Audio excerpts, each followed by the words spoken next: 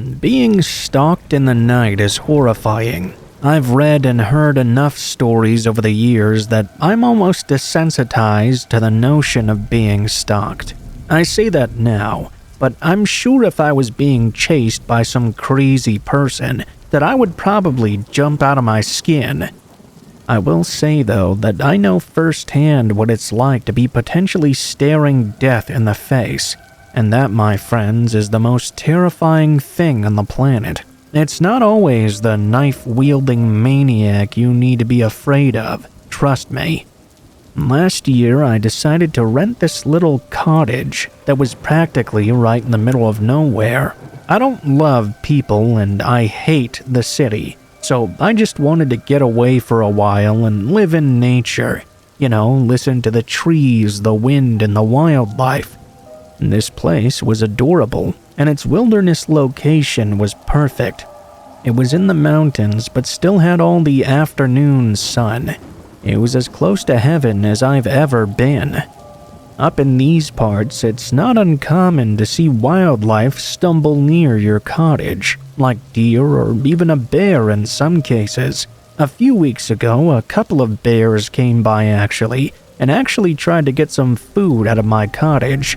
They were unsuccessful. I wasn't really that scared. I was actually excited. I got some cute videos I'll be able to enjoy for the rest of my life as long as I keep them. However, one night at the cottage, things got really bad. I may have accidentally drunken a little bit too much, and as a result, I passed out on the recliner, which was in the main room of the cottage. Just to give you some idea of the size of this place, it was a small kitchen much like you'd find in a typical apartment, then just one main room with a recliner, a small chair, a table, and a bed in the back on the back side. There was also a little bathroom with a walk-in overhead shower. In other words, this was not a space two people could live in.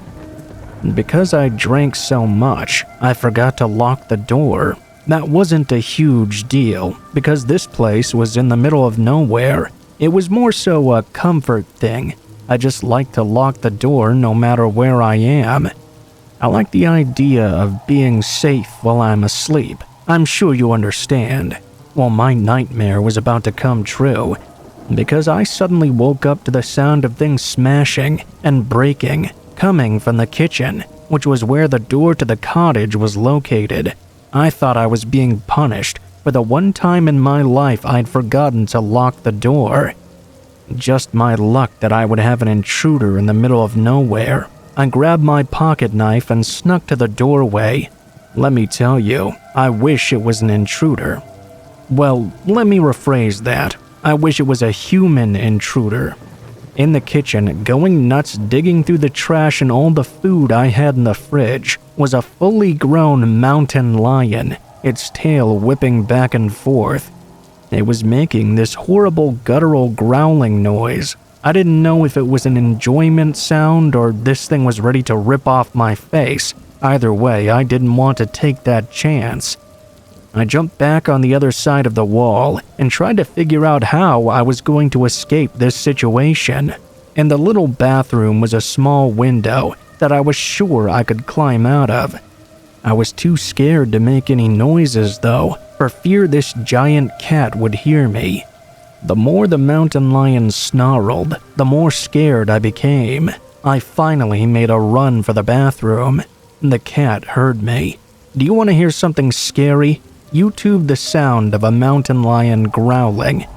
Now imagine that just a few feet away from you. It was one of the worst things I'd ever heard. As I ran to the bathroom, I slid the door shut. I heard the mountain lion jump into the main room. Of course, the bathroom didn't have a real door, just one of those sliding doors. I was holding it tightly as I could, trying to think of any way out of this predicament. While I was holding the door, the mountain lion started to ram its head into it. I was screaming, which I'm sure was making the cat even more tense. For once, this small bathroom came in handy though. I was able to hold the door shut with one hand and reach across to open the window. I didn't care about the deposit, so I kicked out the screen, and in one fell swoop I dove out the window. As soon as I let go of the door, the mountain lion was able to open it, and all I remember seeing was this vicious-looking head growling as I tried to jump out. I ran to my car, which was thankfully unlocked. I jumped in and locked the doors. I didn't have my keys on me, so I couldn't drive anywhere, but at least I could lock the doors and be safe inside. I did eventually see the lion come out of the cottage about an hour later. It walked around the car for a while. That scary cat continued to make these low growling sounds and even bared its teeth at times. Sometime around dawn, the mountain lion finally retreated somewhere and was gone for a while. I left the car and rushed into the cottage. The place was destroyed. I grabbed my keys and my phone and drove into town. I called the property owner, and the guy somehow just laughed. I had the worst night of my life with an animal I thought was going to rip my throat open, and this guy was laughing. He basically just told me that that sort of thing can happen around here. In case you couldn't tell, I left that very same day. And yeah, I did have to pay for the damages. You gotta love those contracts. Needless to say that nature is no joke. That undoubtedly was the worst experience in my life, and I wouldn't wish that on anyone, except maybe the property owner. Well, I'm just kidding about that. I've since found a boyfriend, and I gotta be honest, I don't really like being alone so much anymore. I'm getting older. Maybe this experience rocked me to my core. The only thing I can say for absolute certain is that now I am most definitely a dog person.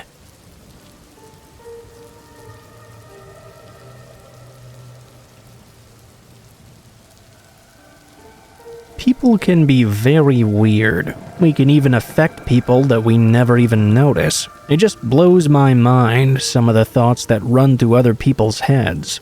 I'll tell you my story, and you'll know what I mean. At the time, I was working a ton. I was saving money to buy my girlfriend a ring. Spoiler alert, she's my wife now. We were renting a small house, but it was still better than an apartment. At least we weren't sharing walls with someone else. I was also saving money so we could buy our own place. She was saving money for the same reason. Since I was working so much, she decided to volunteer for a 5-day retreat with the company she worked for. She would get paid a ton of overtime, and this would allow me to work overtime at my job even more than I was already doing. I was going to miss her, but it seemed like a great opportunity to bring home some extra cash, especially with the holidays rapidly approaching.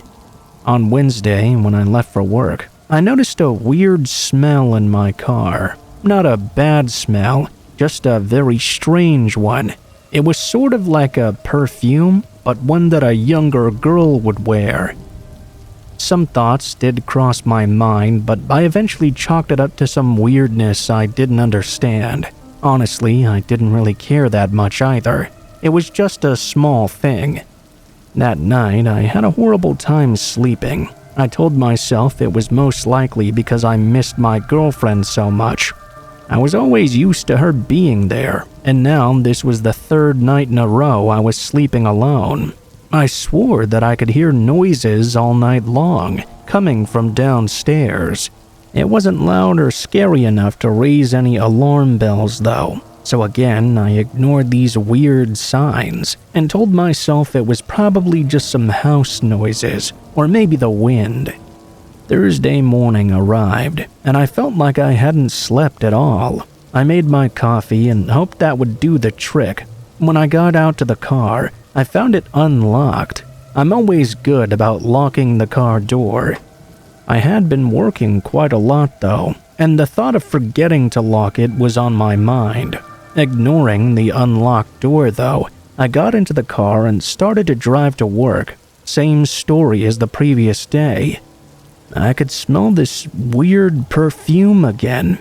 Now, some red flags were raising here, but I couldn't possibly begin to piece together what was going on. Every thought I had ended with me blaming it on myself for being too tired and hallucinating, or maybe missing my girlfriend and thinking about her bringing out this smell. It was the most logical explanation, at least at the time it was to me. I left work that evening, and once again the smell in my car was clear. I even had a coworker come over and smell it, just to make sure I wasn't being delusional. He said that he could smell it too. It was probably just my girlfriend's perfume, and because I missed her so much, I was starting to subconsciously notice certain smells I may have gone nose blind to. Thing is though, I knew the smell of her perfume, and this was not the right one. What he suggested did seem kind of logical though. I assumed that maybe he was correct. Maybe my sense of smell was adjusting. When I got home again though, all I could smell was that weird perfume. Now I was really weirded out, trying to convince myself that my coworker was correct. It was no longer working though. I decided to take a shower and go grab some food and a drink at the bar, just to sort of unwind. My girlfriend was coming home the next afternoon, and it was also my first day off in 13 days, so I was ready to relax. I got home late that Thursday night. It was around midnight or so. I was getting myself ready for bed when that smell hit me as soon as I opened the door to the house. I was more annoyed at this point than anything else. I was never scared really, it was just so weird. I got into bed though, exhausted after getting home, and started to fall asleep. I knew that my girlfriend was coming home tomorrow, so I was just hoping this weird smell would go away. I must have fallen asleep for a little while, because I was awoken by someone climbing into the other side of the bed. For a second, I thought it was my girlfriend. I was still half asleep, and my mind just went right to her. As this person was getting into bed, they shushed me. I turned back around, and she started to cuddle up to me like she was the big spoon, which she had never done before. I was so tired and so happy that she was home that I didn't even care. A minute or so later, once I started to fully wake up, my eyes shot open. I looked down and saw a woman's forearm lying across my body. I instantly recognized the perfume in the air. This was not my girlfriend. I started to fully come to my senses. She wasn't supposed to be home until tomorrow afternoon. Why would she have arrived in the middle of the night without saying anything? I jumped out of bed and began freaking out. I turned on the lights, and sitting in my bed was some young woman I'd never seen before. She was smiling and kept brushing her hair away from her face. She kept asking me what was wrong and calling me babe. I was yelling for her to get out of my house. She just kept smiling. I called the police, but she didn't even react. She started to shush me again and began rubbing my arm. The entire time I was freaking out, telling her the cops were on their way, but she didn't seem to care. She didn't look crazy or anything. She looked like a completely normal person.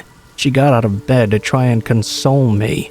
She put on a low-cut, fluffy robe to do so. The cops showed up, and I immediately ran out to them, telling them this random woman had just let herself into my house. She wasn't armed, and she hadn't tried to hurt me. They looked into her, and there had been no issues with the law prior or anything like that. I heard that she was just some random, completely normal girl. The cops took her away, and she said in a weird, calm voice as she was leaving that she loved me, and she'd be coming back in time. This was just a misunderstanding. My heart was going 100 beats a second, but not out of love. After some investigating, it turns out this woman was our neighbor on the street we lived on. She was a very quiet girl, so quiet that we didn't even know she existed on the same street. She developed some obsession with me for some reason. When she noticed my girlfriend hadn't been around for a few days, she started to break in. The poor girl convinced herself I was in love with her. Through all of this, she never seemed that dangerous. Thankfully, that was the case, because who knows what would have happened if she actually meant me harm. Even though the woman didn't try to harm me though, it doesn't make the situation any less creepy. I had some person living in my house for almost a week, getting into my bed with me when I was sleeping. She never returned to her house. We moved shortly after that anyway. From what I understand, she had family, and the family was notified. Last I knew, she was being treated for some type of illness. I'm not sure what it was, so please forgive my ignorance. Now you know what I mean, though, when I say some people are just so weird. You truly never know what could happen.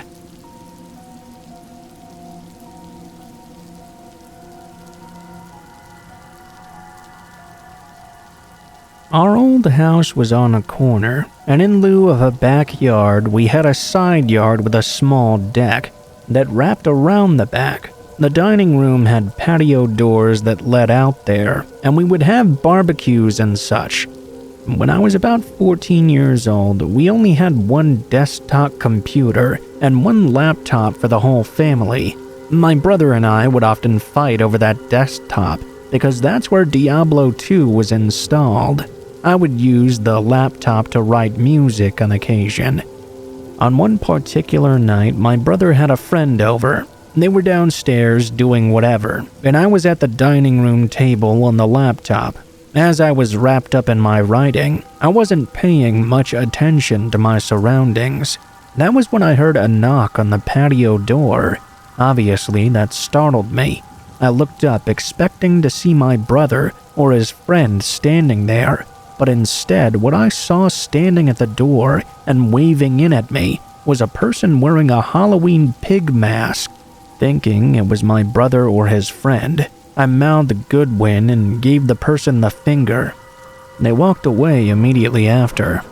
As soon as they left, I went downstairs to give my brother and his friend a piece of my mind, but to my surprise and dismay, they were both sitting right there on the couch, playing PlayStation. They swore up and down it was not either of them, and there was no way they would have had the time to get downstairs and take the mask off before sitting on the couch in that short time. To this day, I have no idea who it was who knocked on the door that night, and I have no idea what they wanted either.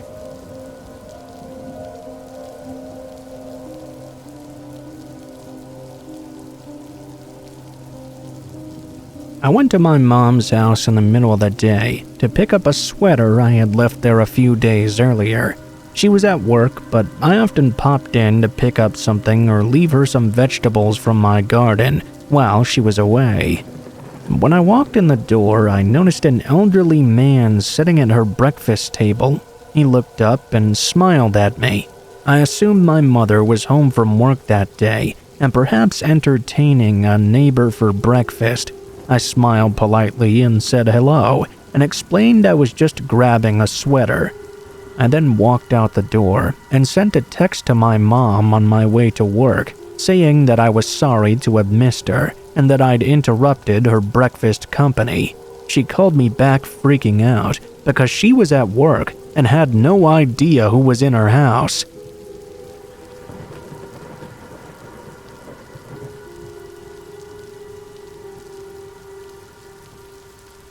In college, I worked at our campus library, and I often had to be the one to shut it down at night, or I'd have to go around and clear work tables of anything that students had left behind. You know, put away books that needed to be put away, stacking things neatly on carts for the morning workers. It was pretty creepy being there alone at night, but in a way, I felt pretty safe. The campus was enclosed, and you had to go through a security checkpoint to get inside after dusk. One night, I was there alone, shutting everything down, when I got this creepy feeling that someone was watching me. I knew I must have been alone, because before anyone is left alone, whoever else is working at night locks the doors and does a double check to make sure no stragglers are still in the building. Then the closer cleans up and locks the door again from the outside when they leave. This night, everywhere I went, I kept looking around to make sure there was not someone in there following me. Finally, I'd finished everything up, and I went to clock out when I noticed that one of the staff computers near the front door was lit up as if someone had just used it recently. I went over and looked at the monitor and saw a Word document pulled up that followed through everything I had been doing since my coworker had left earlier that night. It read something like 12 o'clock alone, 12:05 group study rooms, 12:07 stacks, 12:11 media center, 12:15 reference tables. The scariest part is that I looked over to the door and I noticed that it was still locked, meaning that whoever had typed this all down was still in the library with me. I left my stuff where it was and immediately left, locking the door from the outside. By the time I got to another building and notified campus security, I went back to the library only to find the door unlocked. Whoever was in there had disappeared. We were never able to track down any evidence of who it was.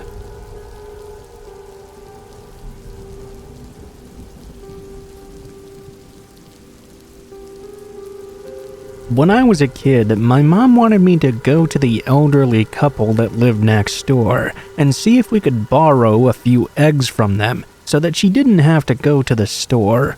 I knocked on their front door, but they didn't answer. I could see the old man standing in the living room through the window. I knocked louder on the door, but he didn't turn around. I thought maybe he just couldn't hear me because he was very old, so I turned the doorknob, only to find it was unlocked. I walked in, calling out for him. It was so strange to me that even now he did not turn around. That was until I got into the living room, and I saw he had not been standing there at all. The man was hanging from the ceiling. I had been trying to get the attention of a hanging corpse for the last 10 minutes. It was a short incident, but that event traumatized me for life.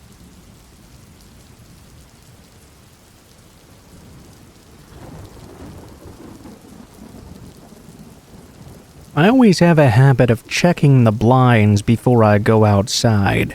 For years, people have made fun of me for it while they witness this. My husband thinks I'm crazy too. We live out in the country, and we've never had any issues with anyone trespassing, but I still lean over every time I'm going out the front door and check to make sure that no one's out there. One night, I was about to go to bed when I realized that I'd left my phone charger out in my car. I had put it in my purse that morning because the one I had at work broke, and I only just remembered I'd left it there, placing it on my passenger seat. I didn't have any reason to be afraid of the 10 yards from my front door to my own car parked in my own driveway, but I still peeked out the window anyway. I was running on such ingrained habits that my hand was already on the lock about to flip it open and open the door when my brain registered that what I was seeing out the window was not normal. I shifted my weight back and looked again, squinting to see what it was in the dim light by the garage that was catching my attention. As I observed a bit closer, I could see a man almost out of sight, crouched down by the front door wielding a hammer. He wouldn't be visible from the little window on the front door. You wouldn't even see him until he was right behind you. I screamed for my husband and watched the man outside book it down the driveway. I didn't see him get into a vehicle, but surely he must have gone somewhere. We called the cops, but they couldn't seem to find any trace of him at all. We invested in some floodlights. The next day, I told everyone this story, and no one ever made fun of my habit of checking outside first again.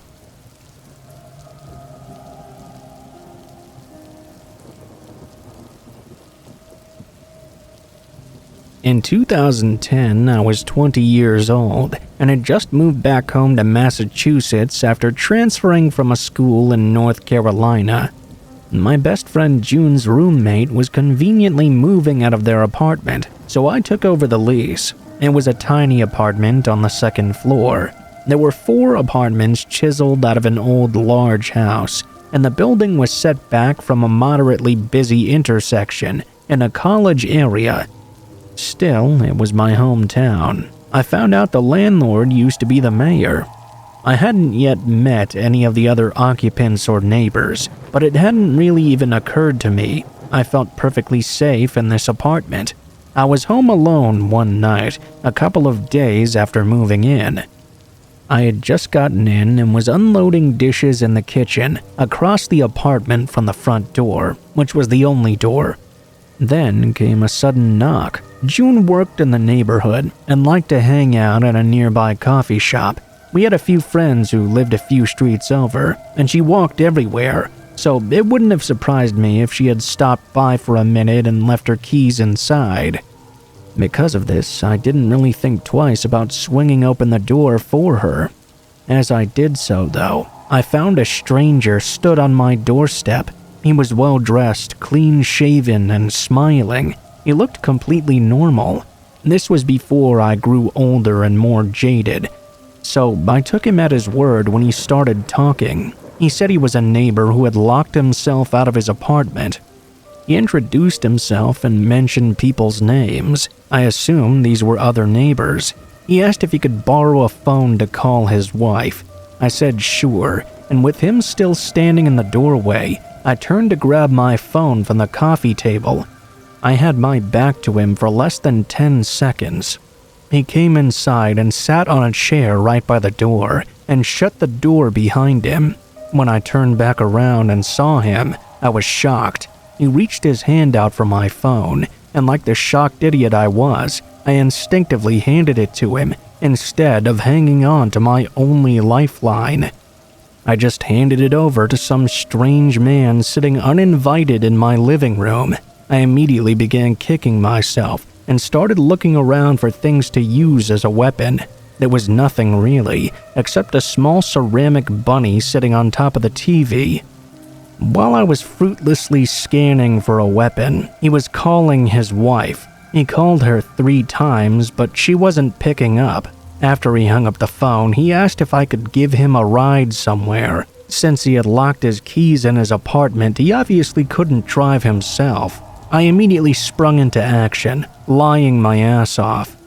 Oh, well, my boyfriend borrowed my car to go to work, but he should definitely be arriving home any moment now. He actually lives just up the street, so we can walk over there and I'll call him. I'll let him know we're coming.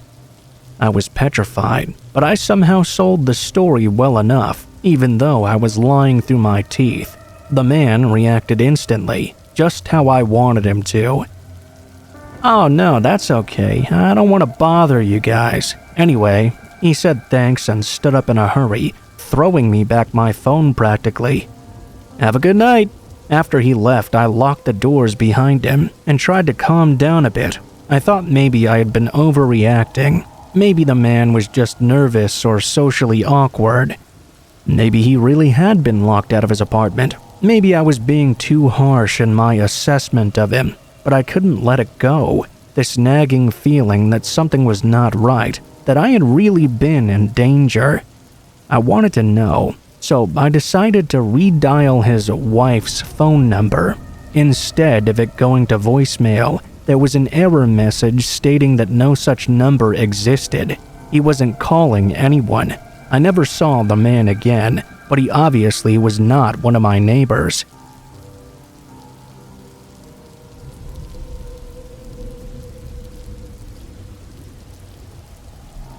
I was trying to make friends in my new city, so I went to a party a coworker had invited me to. I ended up having a bit too much to drink because I was trying to calm down my nerves and have fun with strangers. Uber was not quite a thing yet, so I decided I would just sleep it off in my car instead and drive home in the morning. I woke up in the dead of night, and the city streets were eerie. They had been well populated when I'd passed out, but now they were completely deserted. I could see by the light of some streetlights and the glow of the moon. I wondered for a minute what had woken me up before I heard a scratching noise on the passenger side rear window.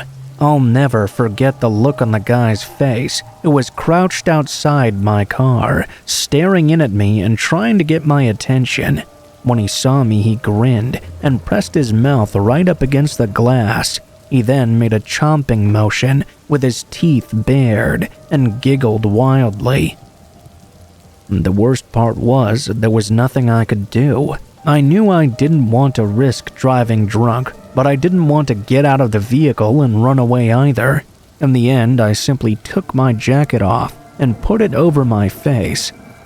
Even though I could still clearly feel the presence of the man out there, I could hear him walking around the car, tapping at the glass for what felt like hours as I hid there in plain sight and prayed for him to leave me alone. Eventually, he did decide to give up on me, but not until I'd had almost an entire night of terror.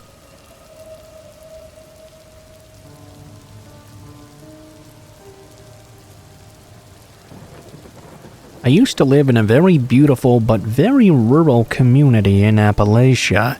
I grew up there and it felt very safe to me, so going on night hikes with my girlfriend was a normal thing. I had a gun back in my trunk, but I didn't bring it with me because my only concern was bears, and they weren't around in that area. We had gone on this hike many nights before when the sky was clear and it wasn't that dark out, but for some reason we both felt uneasy on this night. I kept on hearing a little voice in my head saying that we should turn back. When we were about 3/4 of the way to our usual summit, I just couldn't take it anymore. I told her I thought we should turn around and go back to the car. Later, she would tell me she had been feeling apprehensive all night too. She was just as eager as I was to get the hell out of there. No sooner than we had turned around, we heard a blood-curdling scream. In the middle of the dark, a second scream broke out in another location, then a third, then a fourth, then a fifth.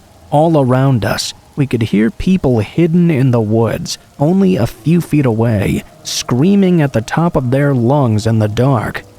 We ran out of there as fast as we could, totally full of adrenaline. I scoured the local paper that entire summer, looking for anything that would have made sense of what we experienced, but no one reported anything weird happening in those woods that summer.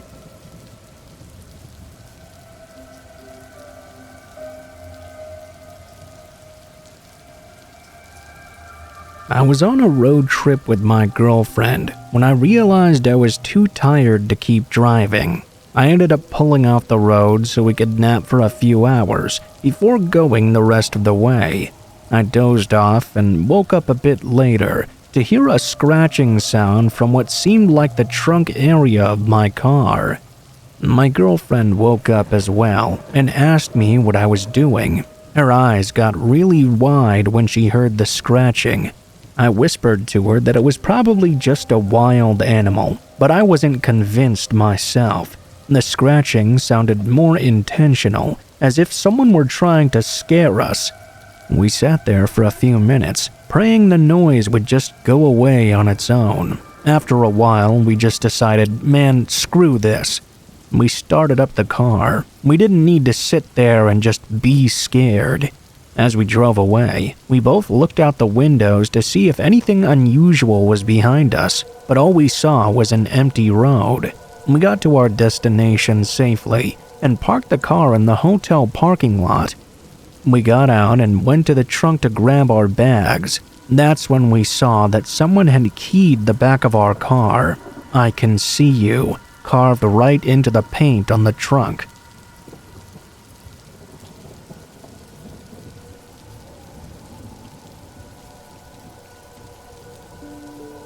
I grew up just north of New York City, living in a pretty densely populated metropolitan area. I always look forward to the summer. When my father and I went backpacking upstate, we had a spot about an hour north of Lake Georgia and camped a few nights every summer. One trip a few years back now, we were driving the trailhead on a long, narrow dirt road. We saw a car pull over with a few people arguing outside. This isn't exactly the most secluded spot in the world, so it's not uncommon to see another family, but it was weird that a car decided to pull over there with no real access to any trails. As we drove closer, a man walked over and waved to us. We assumed that they were having problems with the car. My father rolled down his window when suddenly a woman in the group screamed to go away from him. The man then had a very serious expression on his face.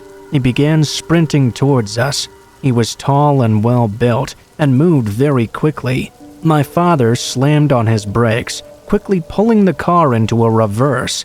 The man stopped and let out a very loud sigh. We were just sat there parked, confused. The man reached towards us. We were a good 10 or so yards away. He just darted off into the road and then off into the woods. Cautiously, we drove over to the parked car. There were 3 women there crying.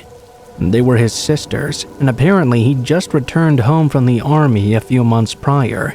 According to them, shortly after he got back, he began to act very oddly. He was diagnosed with PTSD. The women got back in their car. "You headed for town?" They said they were going to the ranger station, and they were going to try and find him. The rest of the day was fairly uneventful. We hiked to all the best sites and fished for a bit. At some point, though, my father and I began to feel some weird vibes. We weren't sure whether the women were lying or not, and if the man was trying to ask for our help or something.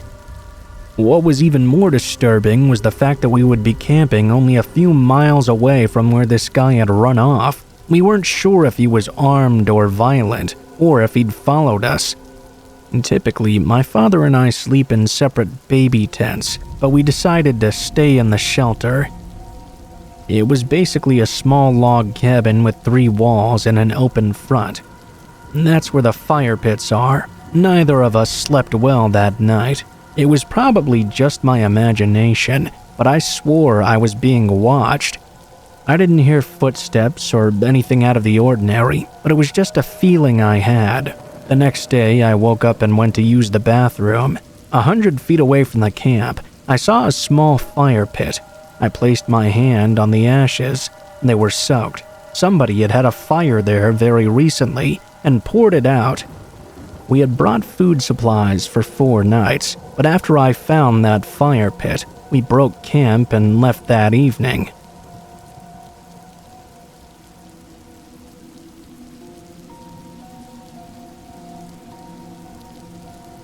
About 4 years ago, I was getting off work late around 11 p.m. or so. I hopped on the highway to head home. I got onto the I-10 in the middle of Phoenix, Arizona. This is a big city, on the busiest highway they have. When I got on, though, I noticed there was no one around for at least a mile or 2. That was when I came across a single police cruiser, driving about 5 miles an hour and zigzagging back and forth along the entire width of the highway with its lights on. This was the first time in my 15 years of driving that I'd ever encountered a scene like this, and needless to say, I didn't know what to do. I slowed down to the cruiser's speed and just stayed behind him. There were only the 2 of us on the road, and this went on for about 20 minutes. I started freaking out because there just didn't seem to be anyone else around. Like, was I not supposed to be here? What the hell was going on? Just at that exact moment, the cop turned his lights off and took off at a blazing speed. So did I, for about a quarter of a mile, until I started coming across the most insane car-tastrophe I had ever seen. There were tons of wrecked cars on the side of the road, and in the middle as well. Some looked like they'd only taken minor damage, while others were completely totaled. I remember seeing seats from a minivan just lying in the middle of the road, but the weirdest part was, there still didn't seem to be any people around. Not a single one. No drivers, no passengers, no cops, no paramedics, no fire trucks, nothing. It was like this huge crazy crash had happened, and then they came and loaded everyone up and just left all the debris there. It was almost like driving right through a scene out of The Walking Dead. It was completely unreal, and I have no idea what that incident was about.